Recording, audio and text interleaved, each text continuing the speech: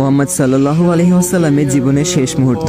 মাত্র 2 মিনিট চাচ্ছি সবার কাছে, এড়িয়ে যাবেন না। মোহাম্মদ সাল্লাল্লাহু আলাইহি ওয়াসাল্লামের জীবনের শেষ মুহূর্ত চলছে। হঠাৎ সেখানে একজন লোক এসে বললেন, সালাম, আমি কি ভেতরে আসতে পারি? ফাতেমা রাদিয়াল্লাহু তাআলা বললেন, দুঃখিত, আমার পিতা খুবই অসুস্থ। ফাতেমা রাদিয়াল্লাহু তাআলা দরজা বন্ধ করে রাসূলের কাছে গেলেন। মোহাম্মদ সাল্লাল্লাহু আলাইহি ওয়াসাল্লাম বললেন, কে সেই লোক? ফাতেমা বললেন, এই প্রথম আমি তাকে দেখেছি, আমি তাকে চিনি না।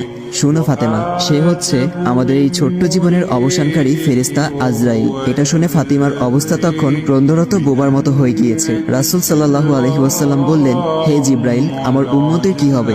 আমার উম্মতের নাজাতের কি হবে?